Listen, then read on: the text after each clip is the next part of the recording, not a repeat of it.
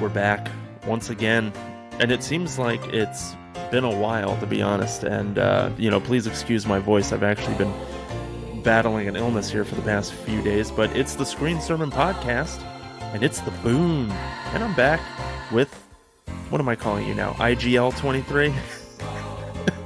Whole thing.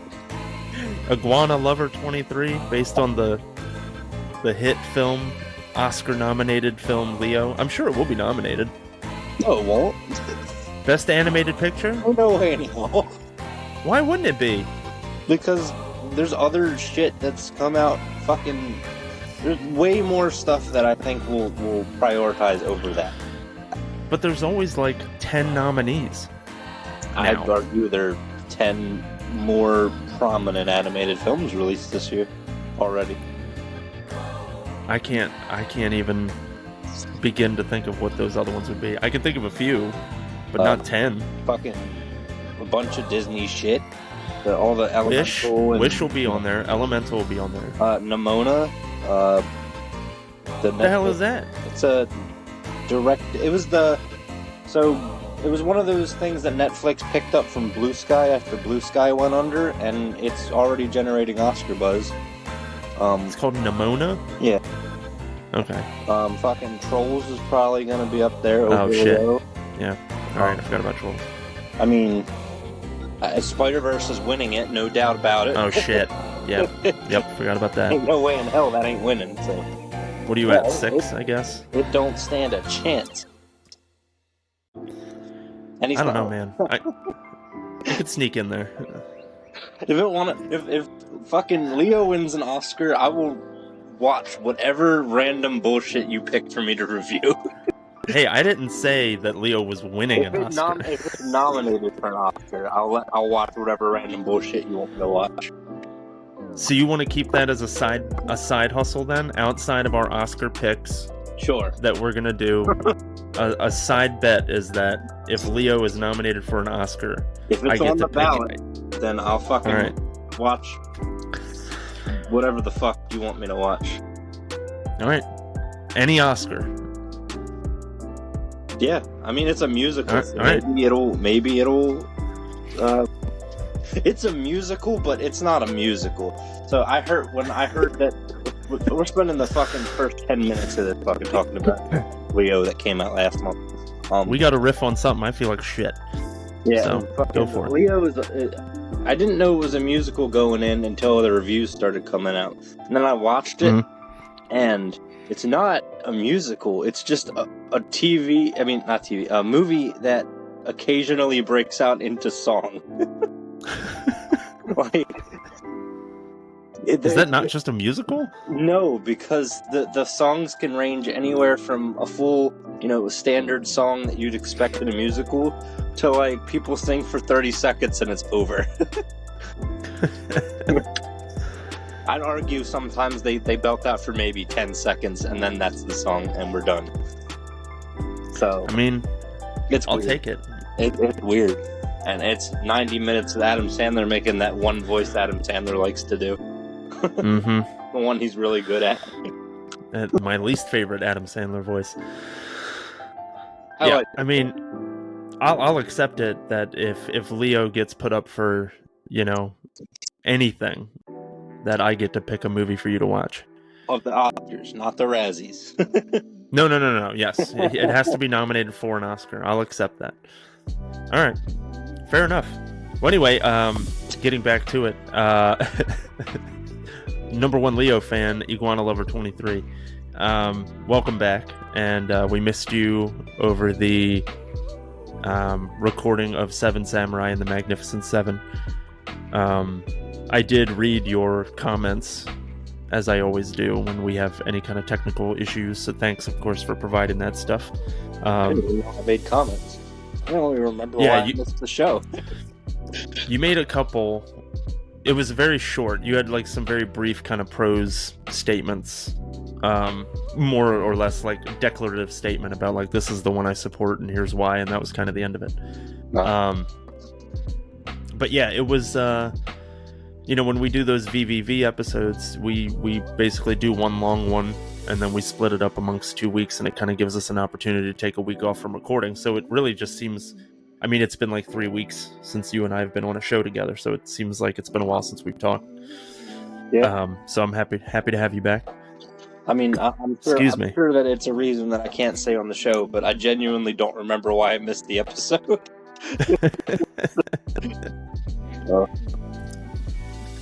But yeah, so sorry, we're, I guess, getting back to it. So we're here for Coming Soon, and it's the last Coming Soon of the calendar year anyway, for December of 2023.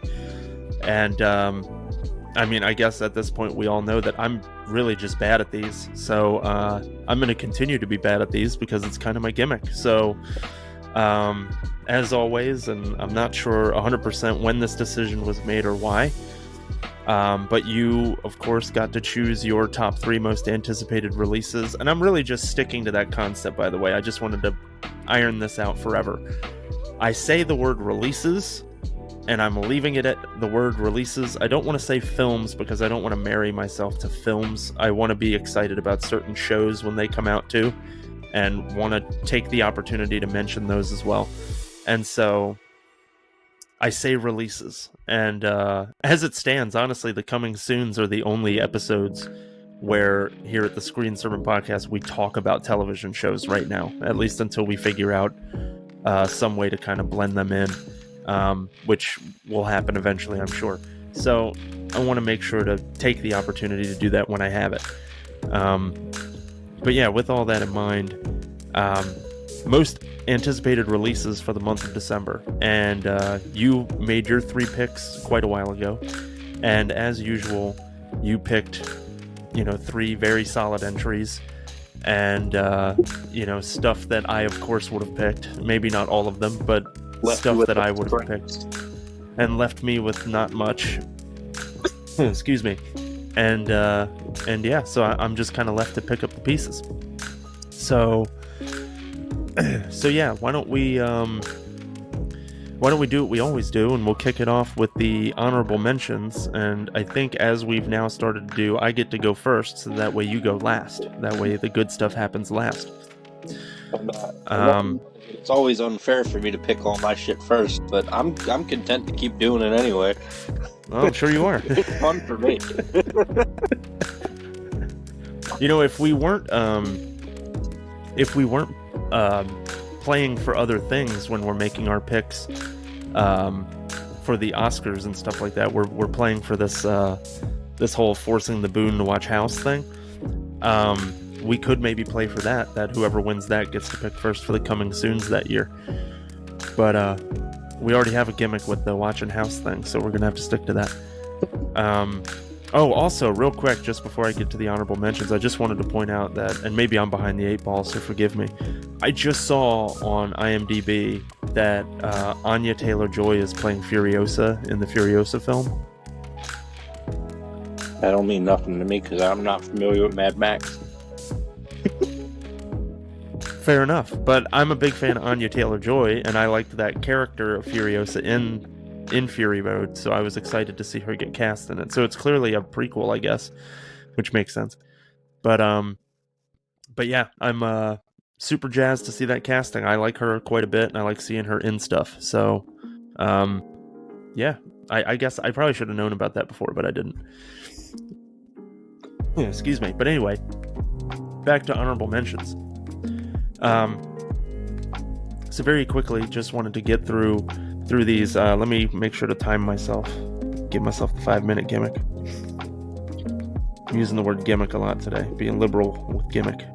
Oh, we'll get to proper usage of that later on. Yeah, actually, it's going to be very relevant here in a little bit. All right, ready? Yeah. Okay, so my honorable mentions very quickly. Migration is an Illumination animated film about ducks. My kids and I are excited to go see it, and so it makes the honorable mentions for that reason alone. Aquaman 2, because it's a comic book film. It's also the last in the DC film universe to take place until James Gunn takes over the helm. So I'm curious to see how they kind of end this shit reign that they've had, and hopefully it ushers in a new good one. Because of my, idiotic shit, completely forgot to put this in a proper place. But Boy and the Heron, the Studio Ghibli Miyazaki film that's coming out this month, should have absolutely been in my top 3, but I was sick, so I really screwed that up and didn't include it, and so now I have to stick it in the honorable mentions. There's a film called Memory, starring Jessica Chastain, that looked really good. It's related around her relationship with Peter Skarsgård, or Sarsgaard. Sorry, he's not a Skarsgård, he's a Sarsgaard. I don't know. Anyway, something to do with him following her home. He clearly has something wrong, like maybe like a traumatic brain injury or something like that, and they have like a relationship that develops. He's a figure from their past, and it looks like a very performance-driven film, and it looked like they were both giving some A+ effort in the little bit that you see in the trailer. So I wanted to see. I like seeing films where it's very performance-driven like that. So that one definitely piqued my interest. And then my last honorable mention that I wanted to bring up, I literally just finished season 1, is Sweet Home, the Netflix Korean horror show, which is super cool. It's got a lot of Evil Dead vibes to it. It's gooey and bloody and gory, but intermixed with Korean drama, and there's something about the setting and the creativity of the creatures and stuff. It's kind of everything that I wanted out of the show. It's definitely influenced by anime and like Japanese RPGs and stuff like that, and there's stuff like that in there too that just really it hit all the right notes for me. And so season 2 actually debuts tomorrow as we're recording this, so that'll be December 1st, and so it just squeaks into my honorable mentions as well, that I'm looking forward to season 2. But that's it. Those are my HMs. Yeah, I don't have Sweet Home on my honorable mentions, but that is on my list of shows to start whenever I'm able to. Yeah, I got a lot on my plate. I definitely think you should. I think you'll like it. Yeah, I'll get to it eventually.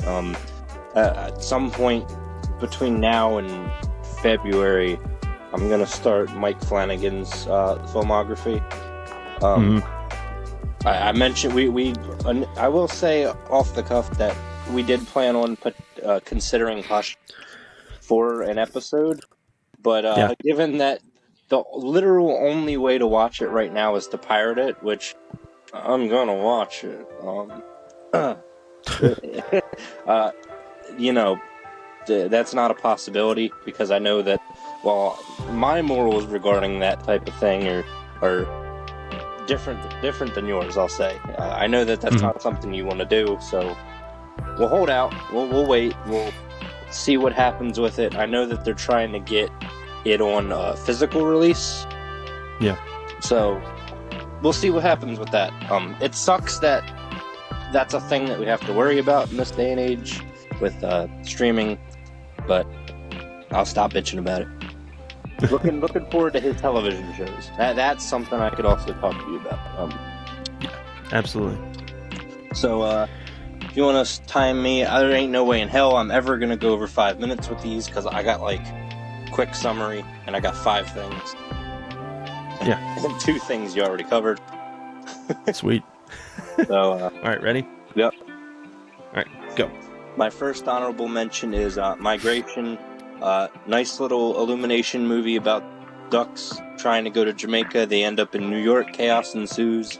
Got a Macy's Thanksgiving Day parade float, so that was neat. So did Leo.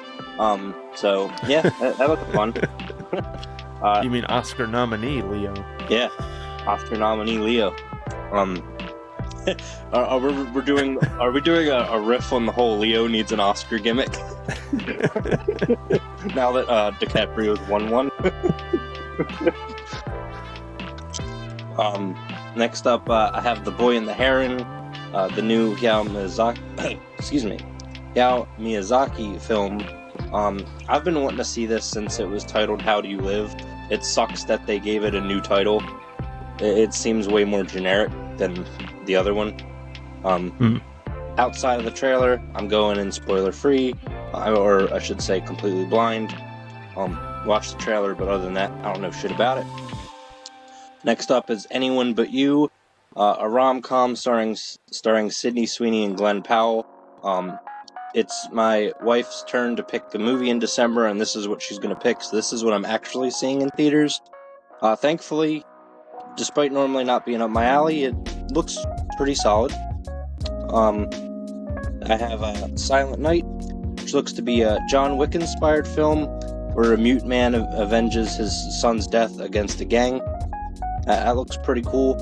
And lastly, I have at the beginning of the year, when I write my initial, this is what I want to see per month number 1, I had this at my number 1, but my excitement has gradually gone down throughout the year. Wonka, the prequel film to the Charlie and the Chocolate Factory story. I'm very hesitant and cautious about this film because the more and more time goes on, I see more things. It becomes less and less of what I want it to be, which is a nice, fun little film. There's not enough comedy in it, it looks like. I just hope it's good. I hope it's good. I like Timothée Chalamet quite a bit, in what I've seen him in, so... It just looks... It looks like it's not going to be what I want it to be, and it looks like it's tonally not going to fit the intellectual property that it's based off of. Do you think it's going to lean into, the kind of psychedelic, scary stuff? No. I think it's going to be more... I don't know... a more serious film. Possibly a little bit more dramatic with elements of comedy, but none of the things that make the original or the remake as good and fun as they are. So, yeah. Yeah, I mean, it didn't even... It wasn't a blip on my radar because I have no interest. Apparently fucking IHOP's getting the Willy Wonka-inspired menu for its release. So... Keep it classy, IHOP. Just look like fucking purple pancakes and shit. But I do love when they do that, because IHOP did that with The Grinch, and it was awesome. And they did it with Addams Family, and it was awesome. And now for some reason, because unlike those two films, this one I don't care as much about. I'm like, oh, fucking Wonka menu. The snozberry pancakes.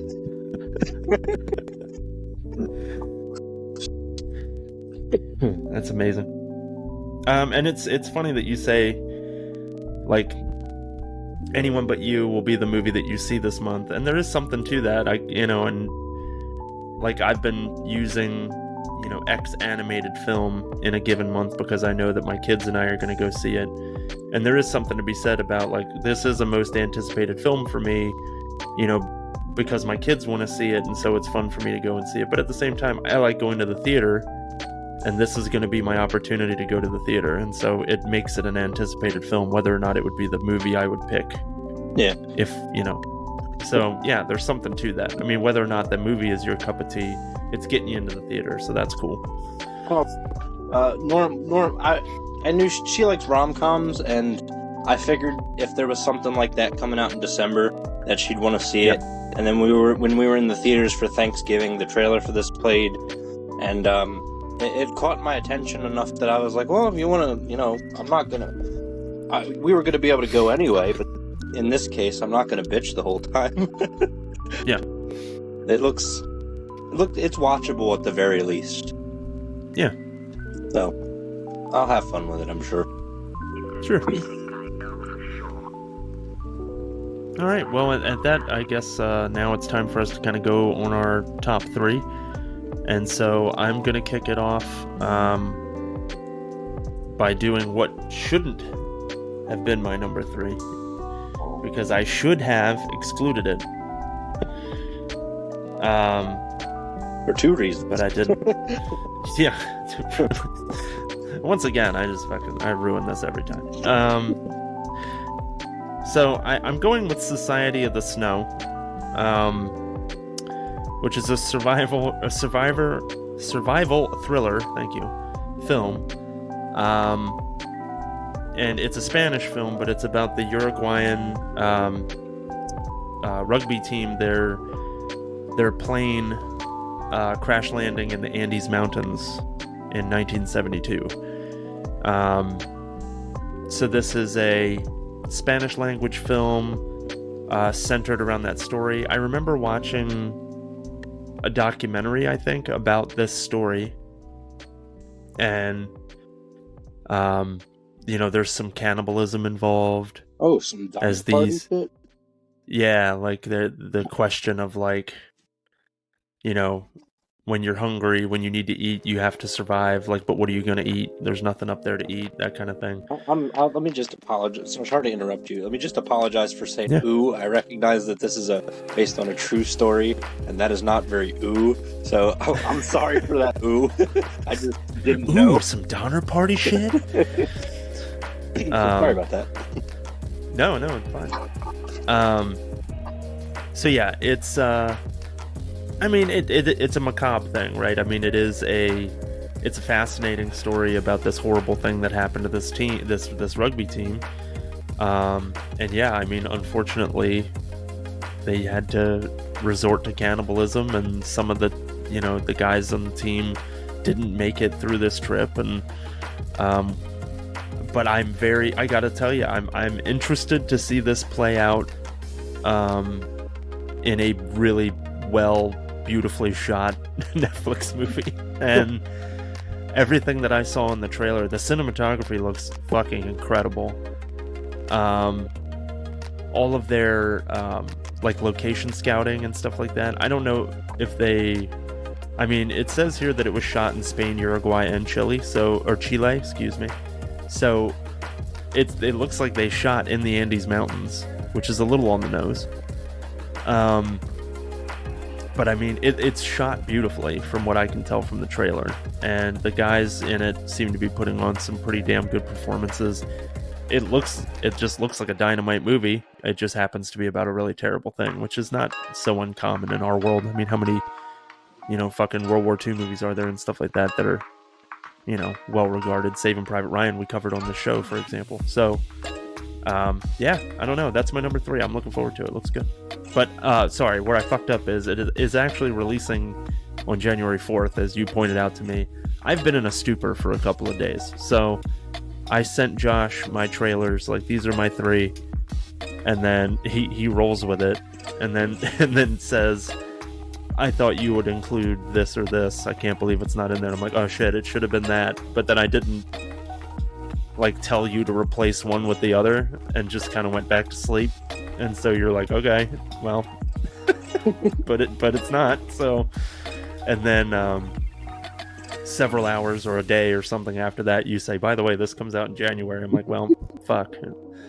So, yeah, you pointed out to me that it releases in Spain and Portugal or something in December, which is why it was listed that way on the source that I use to do this, which I clearly need to stop using.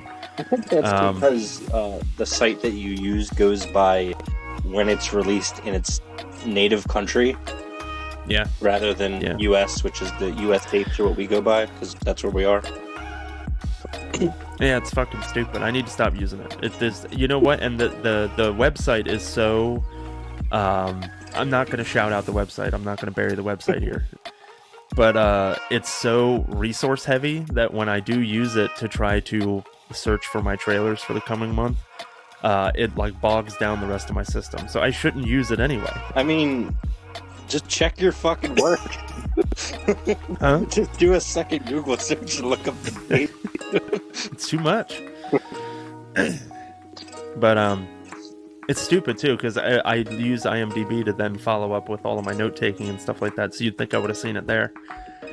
Yeah. But again, this month, not that I don't fuck every month up, let me be very clear, because I do, but I do it in different ways. But in this case, the reason why I fucked it up is because I did all this from my phone, so I wasn't sitting there like I normally would, my normal process with my computer, I'm on IMDb, I'm taking notes, blah blah blah. I'm literally looking up trailers on my phone and just sending them to you and then going to sleep. So, yep, drop the ball again. It's fine. I mean, I hadn't heard of this at all. This is the one film this month that I hadn't heard of at all. It's because it's next month. Yeah. It reminds me a lot of Frozen. Not that I've seen Frozen, but premise-wise, The Disney film? fucking no. It's a thriller film, survival thriller film. Not that Frozen. A survival thriller film. I just realized what Frozen you were talking about. Yeah, It's like Elsa and Anna? A plane crashes into the Andes Mountains and fucking Elsa comes up and starts singing about letting it go while two people are eating each other. Yeah, she was singing to a guy who was holding onto another guy's foot. No, there's a thriller film called Frozen about a couple people who go skiing and they get stuck on a fucking ski lift. Oh. It's one of those, You know what? like fall where Yeah. you're like trapped in a location and you need to survive. Gotcha. I think I've seen the cover, or like the poster, like under YouTube's like free movies or something like that. It's like, yeah, like the ski lift, and it's got like all the icicles growing off of it and stuff. Yeah. I haven't seen it, but premise-wise, I think that it sounds similar to that. Gotcha. It's a true story thriller film, and because of that, it's long as fuck. This movie is 2.5 hours long. It's like all my picks. They're all long as shit. These type of movies tend to be that long. Like last year, I watched 13 Lives about I forget which one that was. I think that was also in Chile. I think. Man, Chile needs to get their shit together.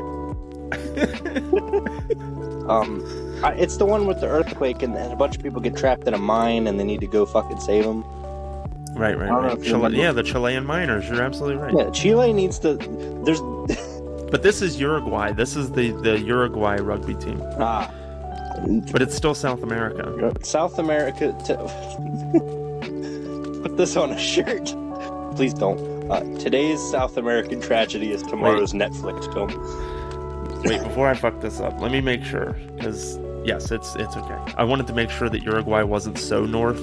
Yeah, it's not. Okay, I just want to make sure. It's still fucking. My geography of South and Central America is horseshit. It's garbage. So it was very possible that Uruguay was in Central America. It's not. My apologies to every social studies teacher I've ever had. But yeah, like today's tragedy is tomorrow's fucking Oscar nominee. It feels like Leo. That is both today's tragedy and tomorrow's Oscar. I'm brainstorming already what movie I'm going to force you to watch when Leo gets nominated. Probably fucking. I don't want to give you ideas. I already have one. I don't want to give you other ideas. I don't want to give you worse ideas. Is it going to be a film that I've seen that I know that I don't like that you just want me to watch for the show again? That was my first idea. Yeah. Is it the one that I'm constantly going, I fucking hate this movie, and you love it? Yeah. Yeah. Of course it is. Yeah. I don't know that that's what I'll do though. So don't marry me to that concept. It's pretty much all I have to say about Society of the Snow. Other than it comes out in fucking January on Netflix on January 5th. Yeah. It's not a December release at all. Not here. And yeah, I mean, I don't know the director. I'm not familiar with any of the actors and things like that. I usually have more things to say because of that kind of stuff, but I'm not familiar this time. It's more just I'm familiar with the true story a little bit. But yeah, I'm really excited about the movie because of the cinematography. Yeah, looks well shot. Yeah. And I'm a whore for that. Moving on, I guess. It is what it is. Moving on from you being a whore. My number 3 is Poor Things. Mm-hmm. It was a real neck and neck between this and Silent Night at first, until I rewatched the trailers while deciding it, and then I realized it wasn't even fucking close. So Poor Things is based I on... agree. This looks infinitely more interesting. Yeah, well, Silent Night was my original number 3, because I do, I make, so 3 months in advance, I make my top 3, and then 2 months in advance, I edit it, and then a month in advance, I edit it again, and then I do it one more time and prep for the episode, just because I like to see how things change, and as far as what I'm excited for as I do more research into what's coming out. Yeah. So that's why, like, right now, I know what, I have a 3 for March, but it's probably not going to be those 3. And and I do one at the top of the year, like, this is what I want month by month, which is why Wonka was my number 1 for December. And now I'm like, oh, fucking who cares about Wonka? Even though I'm still, not me. You know, I'm still excited for it. I just have reservations. I'll watch it. Like, when it makes it to Max or whatever, I'll watch it. But I'm not thrilled about it. I'm not going out of my way to see it. So, Poor Things is directed by the coolest named director in the fucking world, Yorgos Lanthimos. That is the Greekest name. He's done a lot of acclaimed shit that I haven't seen. Shit. Yeah, like The Lobster, Favorite, The Killing of a Sacred Deer, and then Dogtooth. None of which have I seen. I haven't seen any of it. All of which me neither. we'll probably cover at some point. Yeah, we might need a Yorgos Lanthimos arc at some point. I'm willing to do that just to be able to say that name a lot. Yorgos Lanthimos, yeah. It's based on a 1992 book by Alistair Gray, which in turn is based on Mary Shelley's Frankenstein to a degree. The movie stars Emma Stone, Willem Dafoe, and Mark Ruffalo, 2 of those actors I really enjoy. Whoa. Which one is not like the other 2? I'm not a Ruffalo guy. I'm sorry. Oh, okay. All right. If you were gonna shit on any of them, Ruffalo's the one I'm okay with. The Stone Never mind. had Go ahead. Cruella, among other things. Dafoe had fucking name it. Ruffalo doesn't got a lot that I'm down with, and he replaced my favorite Hulk, that son of a bitch. Yes, I like Edward Norton. That's fine. I didn't mind Norton as Banner. No, but fucking Ruffalo was... So the thing... He's in Zodiac, but he's not, like, the best part of that. He's just in that movie, and I really like that movie. Yeah, But it could have not been him, and that would have been fine. Back to me shitting on the MCU, and this has nothing to do with the quality of the films, just the casting. I don't like him as Hulk at all. I mean, I like it. I don't like him as Banner, and then later on, I don't like him as Banner / Hulk. I don't like it. I don't like him as the Hulk that talks, for sure. But I like him as Banner. Well, I think he works as Banner. I don't. I liked Edward Norton, and that didn't. I don't know why that didn't happen, but that didn't happen anymore for the MCU. I thought it was because Edward Norton was being a dickhole. Doesn't surprise me. No, I think he was being a bit of a dickhole. I can't remember, but I think it had something to do with him and some issues. That's unfortunate. I could be wrong. It may have had nothing to do with it. I don't know. It honestly, it could have been that he wasn't interested in being in like a franchise. That's fair. It takes a lot out of you. Yeah. Not everybody wants to be a Robert Downey Jr. Right. So, sorry, Edward Norton. I probably fucking... And I really like Edward Norton, so... He doesn't need your help. He does. He's right there with fucking Joaquin Phoenix and... Who the fuck else? Oh, shit. I can't remember. Vivica A. Fox. And she doesn't need our help. One more, I just don't remember who it was. Isn't it a country? There's like a whole country that doesn't need our help. Shit, I can't remember. I don't know, but most countries don't need our fucking It's like North Korea or something. They might need our help. They might. I don't know. Anyway, sorry. Go ahead. Yeah. So Emma Stone's character is I guess she kills herself, and she's brought back to life by Dafoe's character. This film is sort of chronicling her journey into being a reanimated person, and she ends up in a love interest with Mark Ruffalo's character, and I guess they run away together. I don't know the significance of it yet, but Willem Dafoe's character's face is all fucked up, and I love it. Like, listen, there's some shit going on there. His face looks like one of those fucking abstract paintings where you stare at it too long and you start to see a picture. And I'm down with that. I don't know if it's just for the trailer or if it'll actually be featured in the film. But in the trailer, there was a mix of some parts were in color and some parts were in black and white, and I really dig that vibe. You got your little homage to the Universal monsters and with all that shit, and I like that. I hope it stays in the film, but it could very well just be for the trailer. But outside of that, the colored versions have these super stylized shots, excellent cinematography, and super vivid colors. It looks like something that would be up your alley for sure. Yeah. And guess what would have been on my list if it wasn't on yours? Would this have been? All three of your movies would have been on my list. I just had your top three. Yeah. I'll have in a different order, but yes. I'll have to mention maybe off show, but I have something in mind for if that ever happens again, where our top three are exactly the same. So just remind me afterwards to bring that up, because we could do something cool with that. Sounds good. So the last thing I have to say about this, other than the fact that it's a black comedy, is that this is one of those films that's already generating Oscar buzz, which is really cool. And I'm excited for that, even though I don't know if I mentioned on the show or not, but my relationship with the Oscars is iffy, because they don't acknowledge genre films.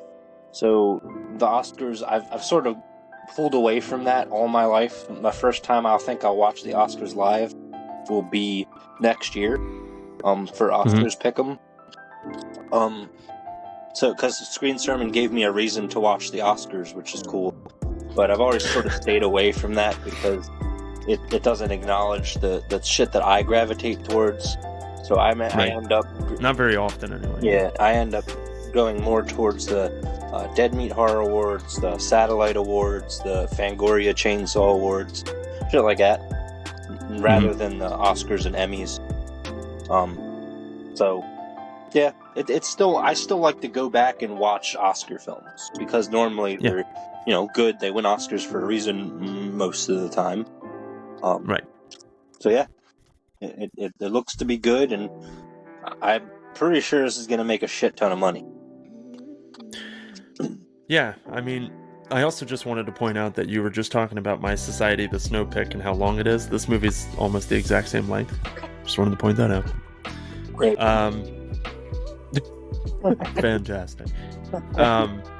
No, I mean, the visual style was the thing that piqued my interest in the trailer. The cast, I mean, you put Willem Dafoe and Emma Stone in something, I'm probably already interested, and I like Mark Ruffalo enough that, it kind of keeps me in there. I like the concept. I was aware that it was a novel, only because I remember hearing the name of it kind of thrown around there a little bit. I didn't realize it was as recent as it was, though. I thought it was like an older book.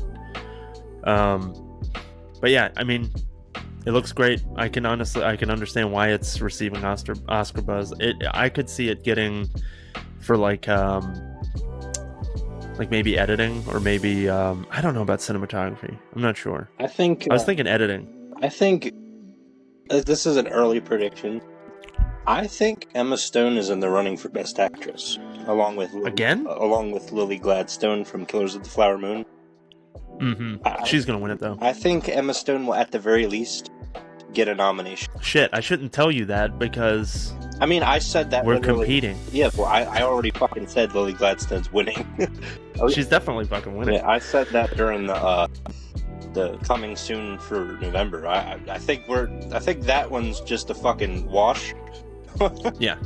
But, yeah, I would be super surprised if Emma Stone didn't get an Oscar nomination for this. Yeah, I agree. She'll definitely be nominated. I agree with that. But she ain't winning. Nah. All right. But yeah, no, it looks phenomenal. It would have been on my list 100%. Which number? Were it not on yours. It would have been second for me. Yeah. So with that, I'm gonna jump to my number 2 if that's okay with you. One more thing. Poor Things comes out December 8th in theaters. Thank you. Yes. All right. Now, okay. So my number 2, and like I said, it's my most anticipated releases. So this one is me taking a little bit of a swing, mainly because I know that a lot of the shit that comes out from Disney is a little hit and miss, especially with all the Marvel shit, and so their TV series have a tendency to kind of sway both ways. I was a huge fan of the Rick Riordan, Percy Jackson and the Olympians books, even though they came out in a time when I was aged out of, in terms of them being, or me being the target audience for them. I read them anyway.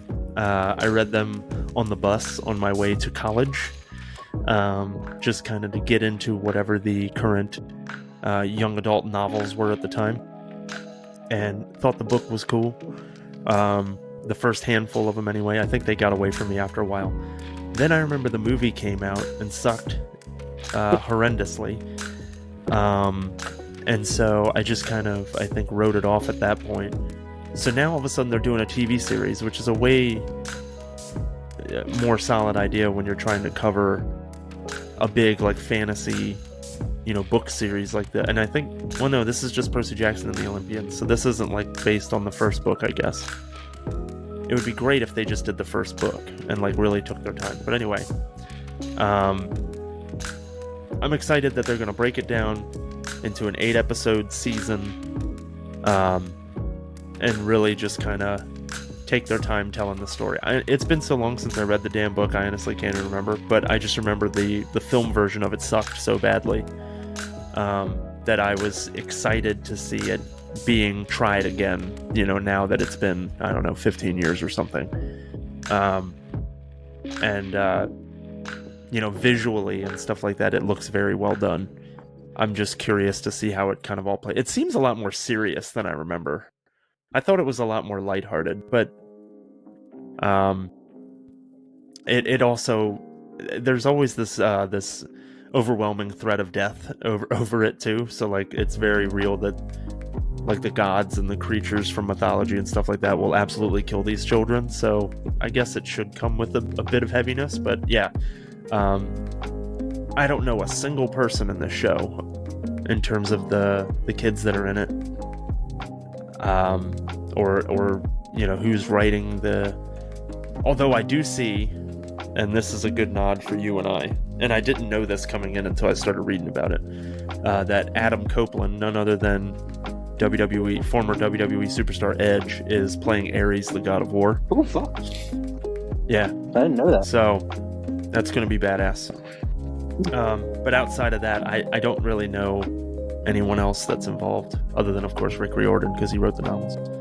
And that's the thing. He wrote the teleplay for a couple of the episodes. So it's not all him. But I'm just happy that he's involved, because the film, to me, struck me as something where, like, he kind of handed the film rights off. And I might be wrong, but it just seemed that way. And yeah, it sucks. The movie's really bad. So anyway, I'm looking forward to it. Yeah, the show looks promising. I'm hoping that it delivers. I've always said that Percy Jackson, that series of books, is one of the biggest what ifs of film history, because I've always compared it to another book series, and that's Harry Potter. I think that had the first two, well, there's only two, but had the two films that were adapted from those books not been mid at best to shit at worst, because I thought the first one was and then the second one shit the bed completely. Had they been decent, I think that the Percy Jackson series could have rivaled Harry Potter in popularity, with people picking their fucking camp and shit. Yeah. I think That's definitely what they were going for. it could have been a second Harry Potter franchise, essentially. Something so huge that it gets its own fucking theme park and all this merch and everything. Yep. And I don't think it's going to reach that heights with the show, but I think that can start to... It'll bring up its popularity to a significant level, because the books are decent, but they didn't have the fortune of getting directors like fucking Chris Columbus to direct the films. So they did the second best thing. And that is the funny crossover, though, that you mentioned the Harry Potter thing, because Chris Columbus did direct the first one. Did he? Yeah. Of Percy Jackson? Mm-hmm. Really? Yeah, that's why tonally they feel very similar. Well, even the books feel very similar, as far like they do. You're a kid and you don't realize that you have this family secret. You're born into this thing, and you get sorted into this place. They're very, very similar. Definitely. It's a shame that. And Chris Columbus filmed both, or directed both of them shits. I can't imagine what the hell happened with the movie then. And similar. I don't know. Similar to Harry Potter, which has a TV series in the works, where each season will feature a different Harry Potter book. Percy Jackson is set to adapt each book as a different season. So the first season... which is a good idea. Yeah, the first season is The Lightning Thief. And then we go from there. And I think that's a really cool way to do it. That's probably the second best option behind doing it as films. And if they don't feel like they can make a solid film series out of this budget-wise, then that would be the way to go. Yeah. I mean, I read the first few books growing up. I don't remember hardly a fucking single thing about them, because I did it as a kid. They're pretty young. I will say, looking at the trailer, despite not recognizing anyone, I'm a super big fan of that casting. Everyone looks great. I instantly knew who was who. From the books. It's gonna fill that Harry Potter void, because there's until that new show comes out, there hasn't been any movies or anything in quite some time, and hopefully there's never a Cursed Child movie, because that sucked. Sorry to Cursed Child fans. I heard that wasn't any good. I did not like it. And as a Potter nerd, I don't know anything about it, so I should have... A pothead. Potterhead. There you go. And the last thing I want to say about this, I don't usually get to give this kudos very often, but the digital VFX in this look phenomenal. Yeah. And for a Disney Plus, direct-to-Disney Plus release, that's super impressive. Because it tells me, as a consumer, that they actually have some faith in this, and they're not just pushing it out on streaming to get it out of their backlog, and they're actually going to take their time with it and try to make it as best as it could be. Right. So. And fucking Edge is in it. So, and fucking Edge is in it. You know. Automatic 5 out of 5. That's right. Subscribe to Disney Plus. And it releases on December 20th. Is it right in time for Christmas? Yeah. Is it coming to Hulu also, or is it just Disney Plus? I only saw Disney Plus, but I don't know that means it's not going to be on Hulu. Right, well, because they have well, now one owns the other, but prior to last month, they had there was a stake in it, so sometimes Disney shit came to Hulu same day as Disney Plus. Yeah. As we know, next year they will be merging into one streaming service, so that... Dulu. Dizlu.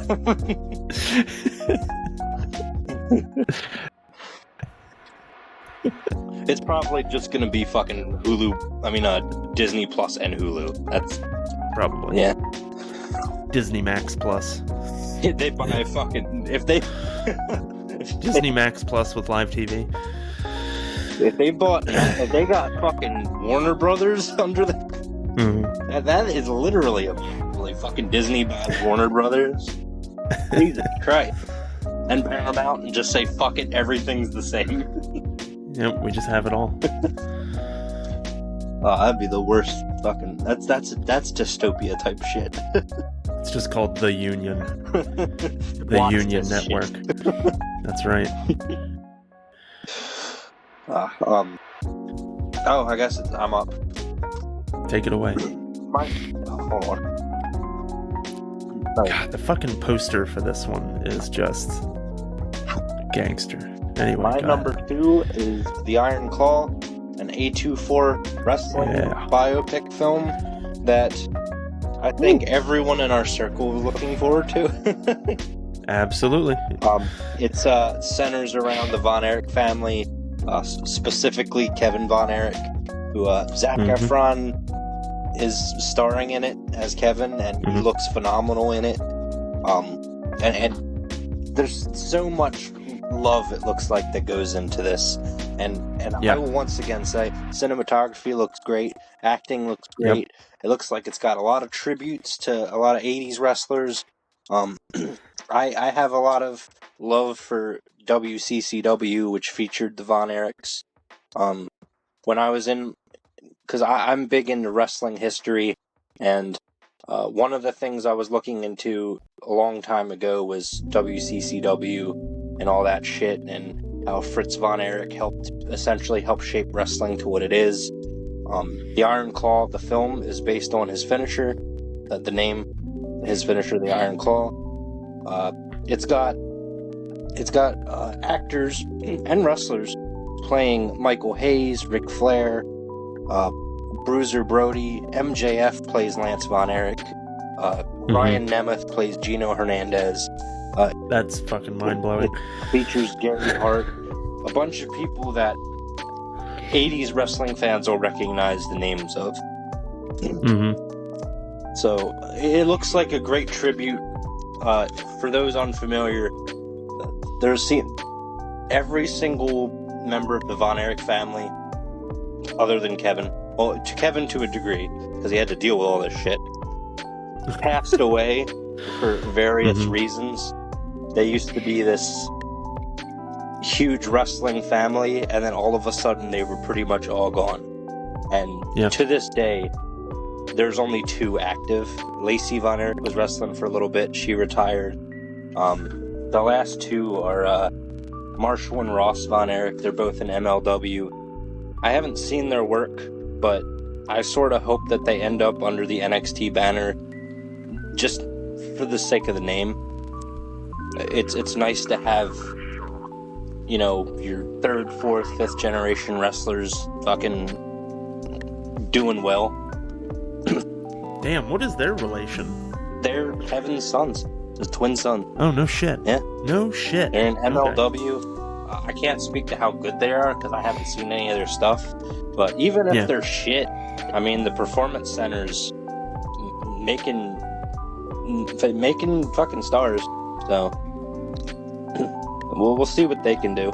I'm still waiting. This isn't a wrestling podcast, but there's plenty of shitty talent in NXT that don't belong there. So I'm still waiting to see how the Performance Center shapes Brian Pillman Jr. I like him. I like his presentation. I'll tell you that. I think he looks like a star. I'm just waiting to see. I think there's a. He just can't work. I think he's really green, and I think that being in developmental can help him. He is green. Very green. Maybe we'll start a fucking wrestling podcast one of these days. We'd be good at it. So yeah, this is about pretty much the Von Erich family and the life of Kevin through all the hardships that he's faced, and Lord knows he's faced many. A drama, A24, wrestling, it ticks every fucking box I have. Fucking in. Yep. This was my number 1. If it wasn't for what my number 1 is, then it would be my number 1. Yeah. Fuck, man. This looks great. And there's a brilliant WWE produced documentary called Triumph and Tragedy, the story of World Class.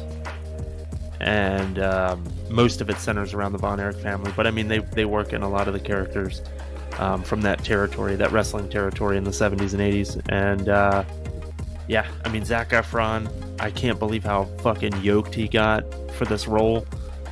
Yeah, I mean, all the wrestler, Chavo Guerrero is the Sheik and Ryan Nemeth is Gino Hernandez. Just so many cool like ideas in there about casting. The story, I think, is fascinating. I'm a huge A24 nerd. I even kind of like the implied like double meaning of the title, you know, because of the finishing hold, the Iron Claw, but then also this hold that Fritz has over his boys, and like his absolute need to keep them involved in his circle and in the wrestling business and stuff like that. Like, I love the double meaning of that, because that's going to feature heavily in the story and what ends up happening to the family and the pressures and stuff that they're under, you know, in a roundabout way, similar to the pressure of the hold itself.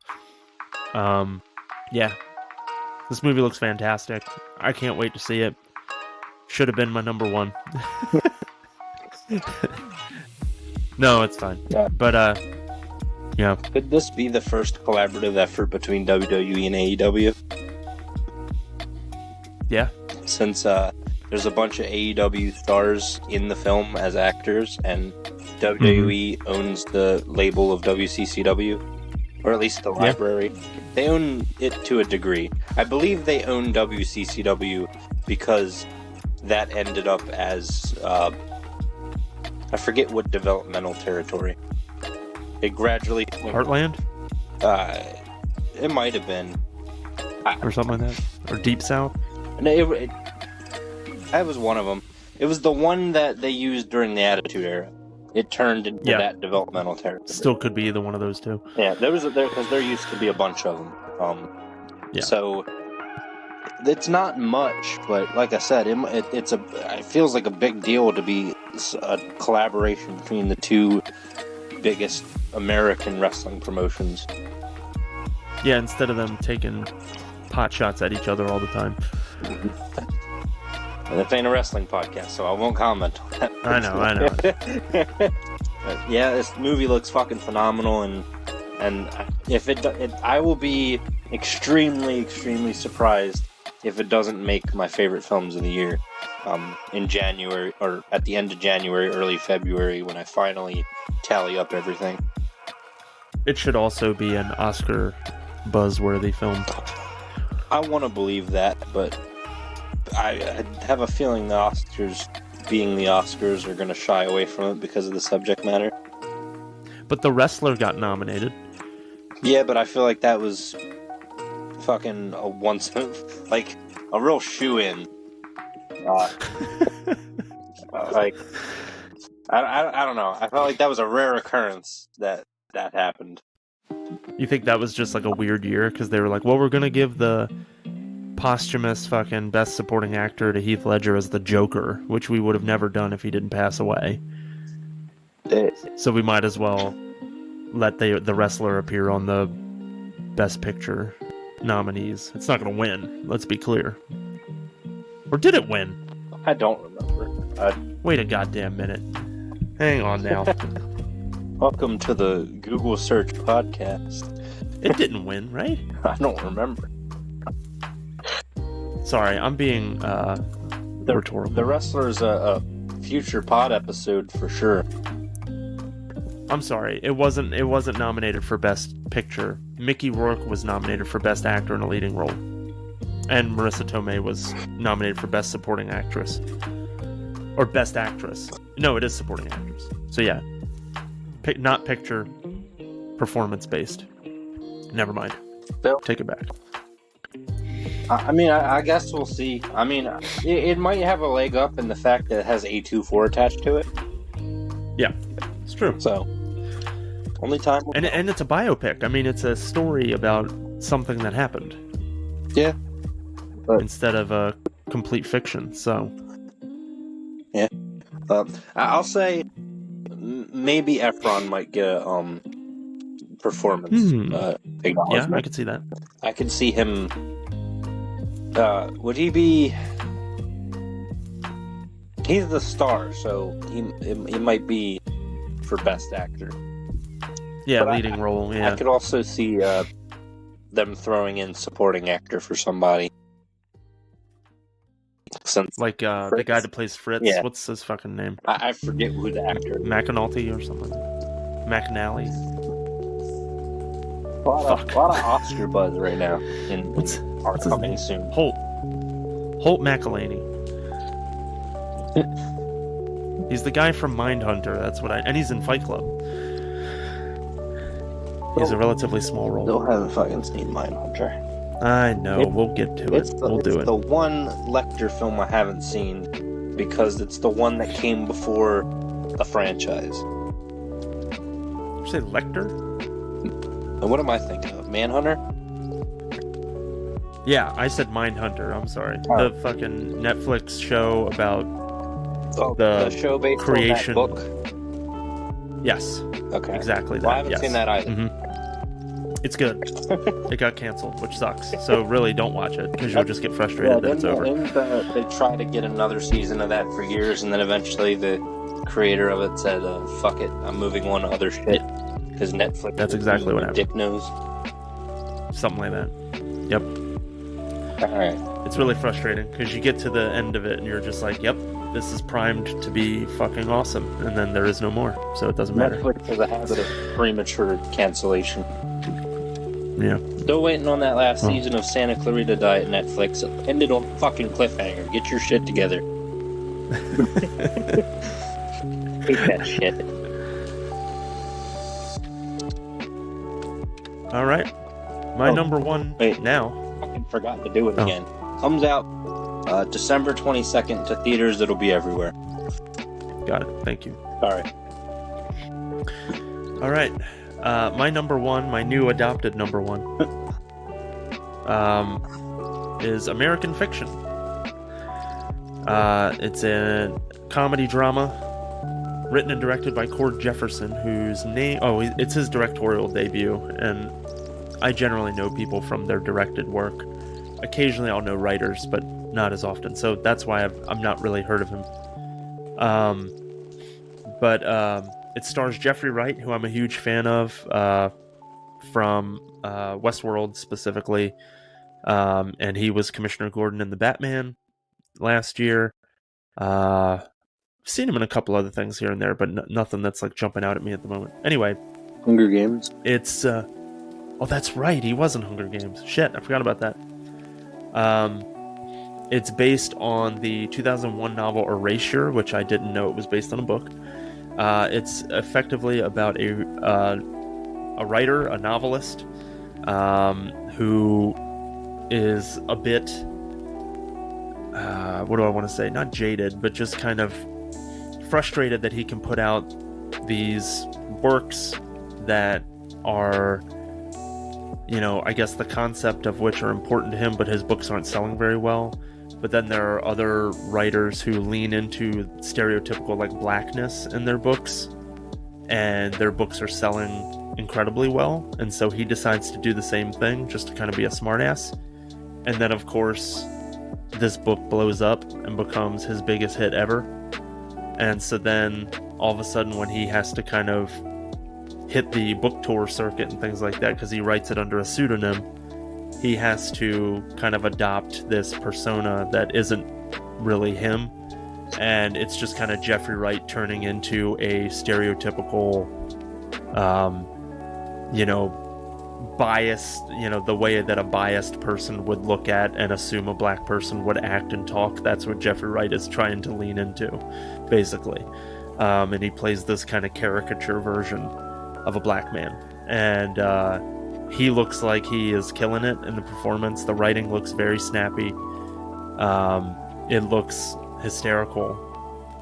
And, it just looks like one of these kind of little, small script kind of films that were based off of I didn't know it was a novel. I literally just found that out. But it looks great. And I think I'm basing a lot of it off the strength of Jeffrey Wright and just how great that I think he is. But yeah, I don't have tons to say about it other than that. Adam Brody's in it as well, which I just realized. Oh, never mind. I mistook an actor for another actor. For a second, I was thinking Adrian Brody. Oh.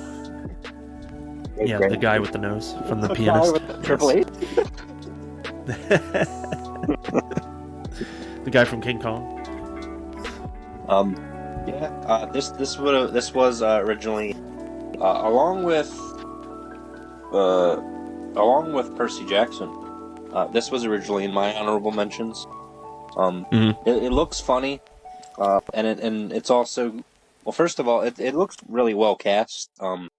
Everyone looked great in the trailer, and the film looks like it's got some decent comedy behind it, and along with that, some important social commentary that I think is real needed. I try to refrain from getting as political as possible on this podcast for obvious reasons, but from time to time the subject matter allows for certain discussions to take place.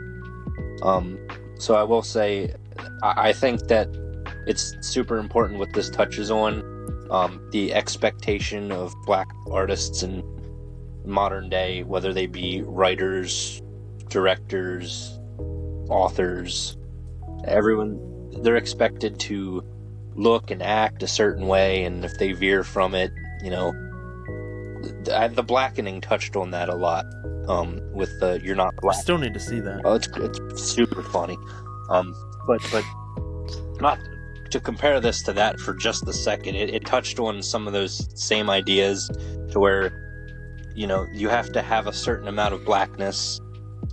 White people up in the fucking higher ups like a certain type of story. They like that, out the mud type shit. Not the stable, but the saying. Out the mud type shit, the rags to riches type shit. And I mean, we even see that now a lot with like Jordan Peele. You look at his work, and a lot of people all constantly expected to touch on certain themes and be about certain things. Meanwhile, because he did that twice. He did it with Get Out. He did it with Us. But then Nope came out, and Nope had other messages and themes to it. And while there wasn't backlash to it, I still feel like there's something worth noting about the expectation of that. You're the guy who writes about this type of story involving black people, because he does cast black actors in his main roles, but that doesn't necessarily mean it has to be about social commentary or about the black experience and whatnot. So I just think that's a fun thing. Well, not fun, but an important thing to touch on with the film. And the fact that it can do that with a little bit of comedy splashed in is great. Not as much as The Blackening, but enough that this looks like it's going to be a really great film. And I identify with the character, writing the shit that he wants to write, and then he sees this other shit selling well, and then he like, all right, well, fuck you, and he does something out of spite, but then that blows up. I can empathize with that. It looks like it sucks.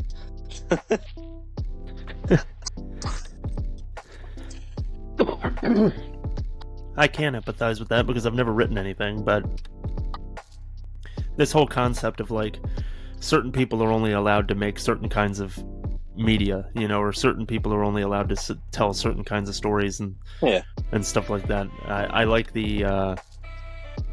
I like that we are going to get an opportunity to kind of see that play out, and Jeffrey Wright has a certain dryness to him.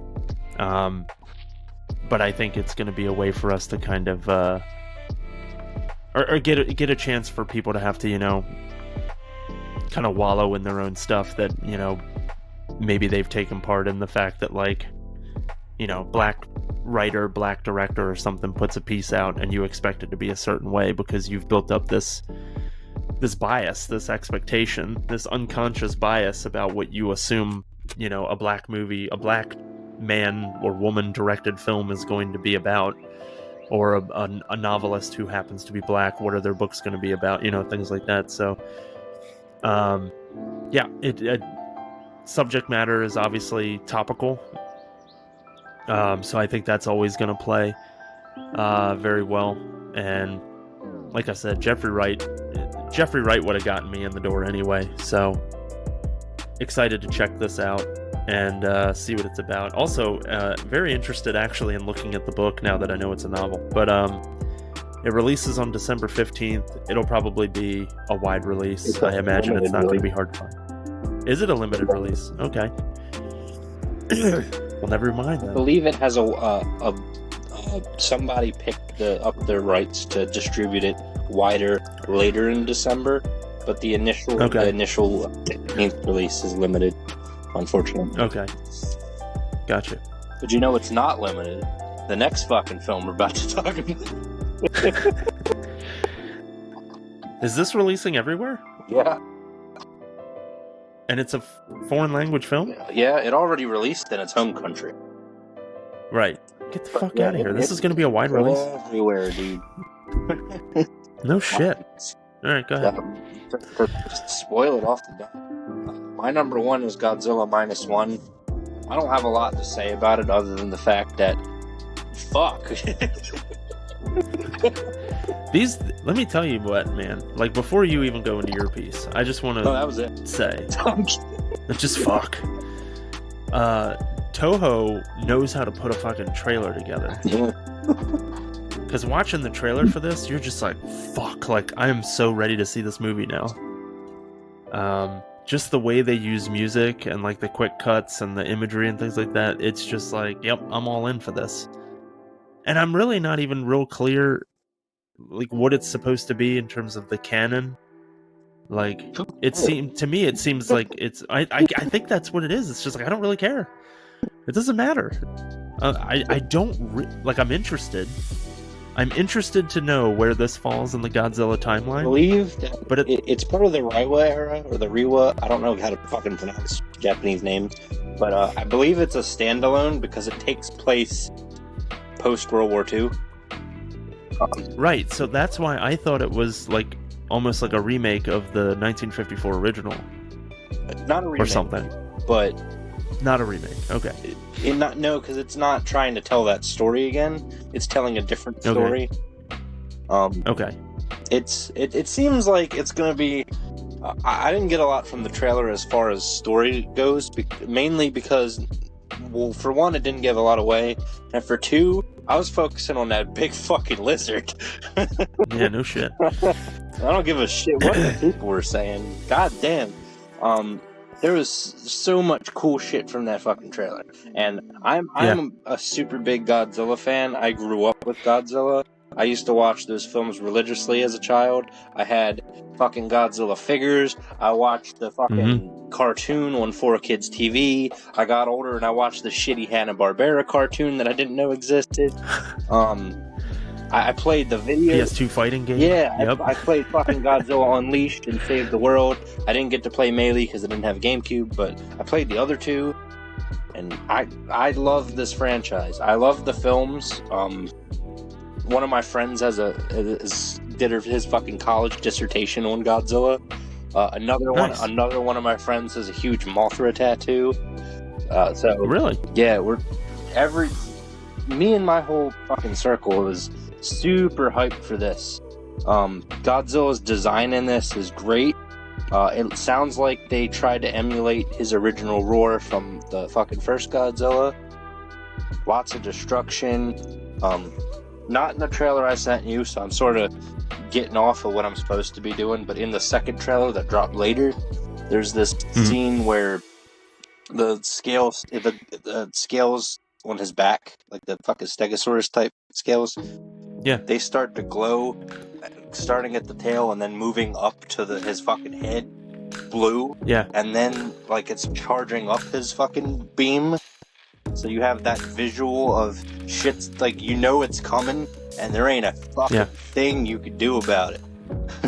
When I also like how his his back plates, like they like shoot into his body, Yeah, and when like they lock into place right before he's about to breathe. and when he's swimming, you have that fucking crocodile visual of Yeah, I love that. gonna fuck you up. He looks like we're way beyond your friend Godzilla from fucking the 60s and 70s. We're back to that's a force of nature that's ready to fucking ruin your day. How did you take to the American Godzilla films, like the trilogy? I saw, which ones did I see? I saw the one, I liked King of the Monsters. I saw that one. I didn't see the second one, but then I saw Godzilla Kong. So I liked... The second one was King of the Monsters with Ghidorah? No, I saw the fucking first one then. The one directed by the director that did Trick or Treat. Right. I forget which one that is. It's just called Godzilla, I think. Is it? I thought that was King of the... Yeah. Well, I don't know. It might have been. I liked that one. The one in 2014 was just Godzilla, and then they had the second one with Ghidorah and Rodan and Mothra. Still haven't seen that one, but I watched the first one, and then I watched the Godzilla vs. Kong, which I really enjoyed. All the parts that had Godzilla and Kong in it. I could do without Millie Bobby Brown. She could fuck right off. I'm here to watch two monsters fight. Yep. The American Godzilla films, they hardly ever seem to get the human part right. They seem to fuck that up more often than not, whereas the Japan ones, they have all this commentary on Japan and Japanese politics and this or that. In Shin Godzilla, which I have seen, but I have mixed feelings about it. It had a lot of that fucking political commentary in there, and then they turned Godzilla into this not Godzilla monster. He was like a big ass sea creature, basically, design wise, because they were trying to base his design off of, he'd be at the bottom of the ocean, so he looks like he's from the bottom of the ocean. Yeah. So they took deep sea creatures and incorporated his design based off of those, and then they gave him like stages. You talking about the American trilogy? Shin. Oh, we're okay. Sorry. I was about to say. No, the American trilogy. It was just good. Like, there's not a lot to say about it other than it was fun. I was wondering if that's why he was so, like, they made him chunky, like he was real thick. I think they were just trying to make him look like a fucking monster. I mean, he was fucking enormous. He looked like a bear. I mean, in this one, he looks fucking big. He's got thunder thighs on him. I'd fuck him.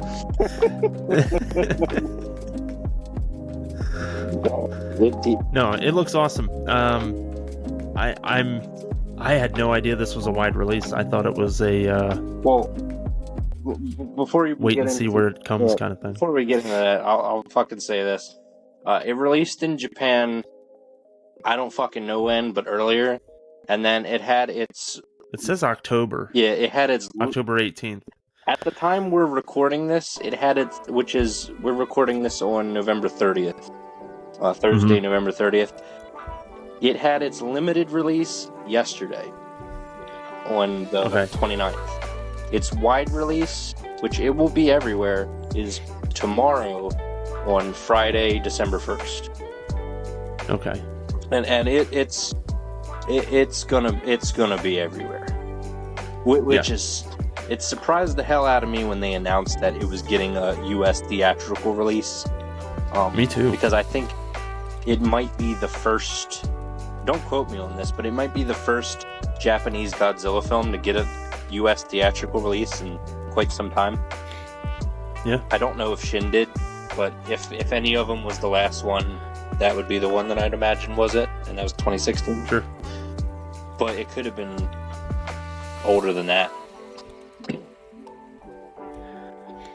I'm just shocked with your fandom of this franchise, how you didn't try to work out something with your significant other that she can't have December, because you need to see Godzilla on the big screen. It's fine. I'm still gonna fucking watch it, but I gotta watch a rom-com. I already had to trade my, because I'm supposed to be January, and something is coming out in February, and I was like, fuck, and I already had to switch. So I have February and she has January, and you'll see what that is later, because it'll. Mm-hmm. I can't imagine it won't be my number one when we get to February. So, yeah, it sucks, but it is what it is. It's all fair. It's also a 2-hour Godzilla movie, which is pretty great. Because Godzilla films tend to be political or have certain messages, I made a joke to my friend Brett because it's called Godzilla -1. That acronym, it's going to be about GMOs. Godzilla is a genetically modified organism.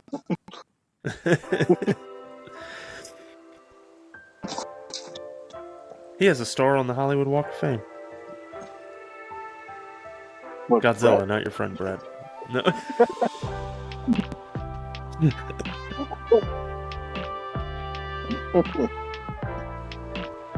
Yeah, we meaning America, I guess, are.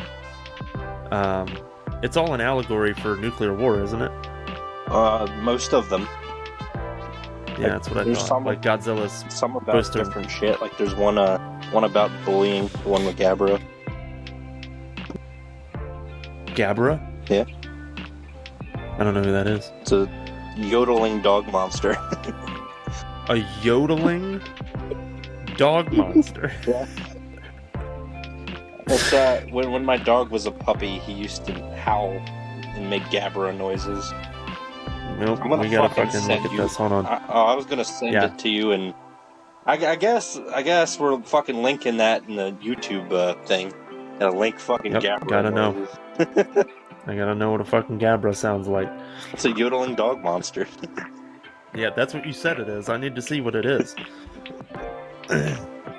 It's also one of my favorite kaijus because that's the one that it's not a good movie, but it's one of my favorites because it's the one I watched the most growing up. It's one of those Godzilla movies with every fucking monster under the sun. But the reason is because it's a Godzilla movie made of clips of other Godzilla movies. I love how you immediately start walking it back. You're like, look, it's not good. No, it's not good, but I fucking love it. Oh my god. Oh, yeah. I know who this is. What, Gabra, the yodeling dog monster? Okay, I don't know him as that. But I know this guy's face. Look at his fucking. I love that. Look at his face and tell me he doesn't look like a fucking puppy. There's a fucking video called Gabara is a Savage. He is. I guess we're liking that too. Absolutely. Hang on, I gotta listen to this fucker. I'm gonna do this a lot on the show. I need to listen to it.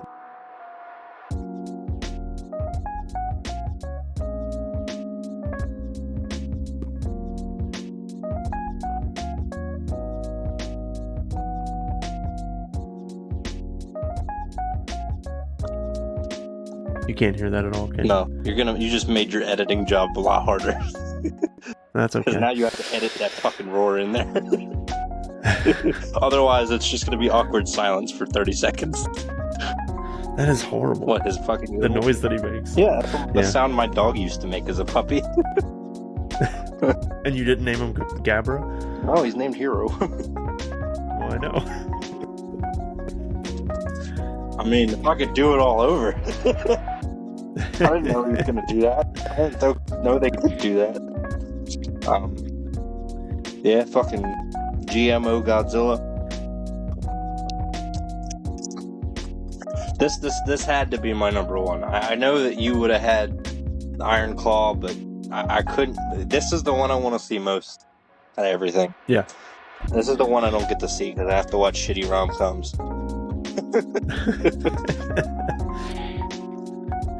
It's sorry, Sydney Sweeney. I'm still gonna watch your movie. I'm sure it's great. I don't know who that is. It's Should I know who that is? I mean, I'm looking her up. I mean, no.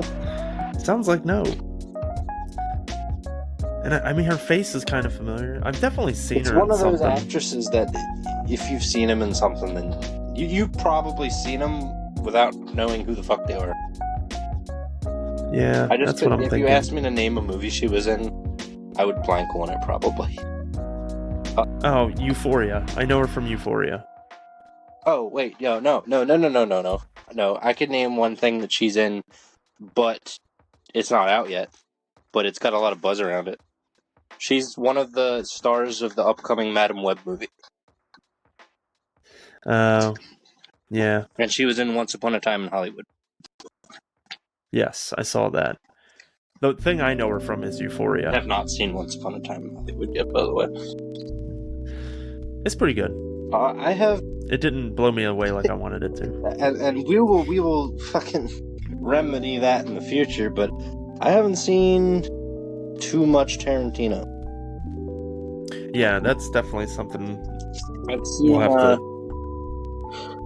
What the fuck of his have I seen? I've seen Pulp Fiction and Reservoir Dogs, and I think that's it for his I feel like for a lot of people, those are the two you should see, but I mean, there's plenty that you should see from him. I mean, Dusk Till Dawn, but that's not a directorial film. Yeah, that's not his.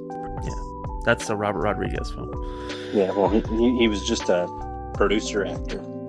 Was he a producer? Yeah, he threw some money at it, I think. Yeah, I've just seen the two. I've been meaning to see fucking Django forever. I don't know how the fuck I've managed to live to the ripe old age of 25, full stop, but also and not see Kill Bill. Yeah, because Kill Bill's great, both parts. I owned it at one point. I just haven't fucking played. We got future episodes potentially. Oh yeah. Well, anyway, we're just rambling at this point. We've reached our fucking 90 minutes that we knew we were going to get to. Yep. So, folks, that's our most anticipated releases for the month of December for 2023. Yeah, I mean, that's pretty much all there is to it. So, IGL, I can't do the whole thing. It's just too much. Call me Iguana Lover 23, even though Leo's a different lizard that I can't pronounce. Iguana Lover 23. Well, I appreciated having you back, sir. And yeah, fucking, I'm just so out of it. And it was good to kind of round out the rest of the calendar year and put our most anticipated releases out there. Although, yep, sounds like we would have had all three lining up this time around. But yeah, folks, thanks as always for listening in, and please reach out to us as always right here in the YouTube comments. You could also send us a message on X at Screen Sermon, or send us an email at screensermonpod@gmail.com. Please remember, as always, to support Tubi. We love Tubi here at the Screen Sermon Podcast. Just saw that they had a couple of... they paid for some ads during the NFL games over the Thanksgiving holiday, so evidently something's working out for them to be able to buy that ad time, so good for them. Also... Yeah, right? I mean, it's just a reminder. It's just a reminder that they don't need our help, but we would gladly continue to support Tubi, and would love to collaborate with them if they wanted to do that. But yeah, so we'll be back next week, and we're going to continue the Sean Baker arc when it's time, and I guess the trio will be back together. Yeah, thanks for having me on the show again, and watch House. We'll see. Watch Leo. All right, folks, have a great week.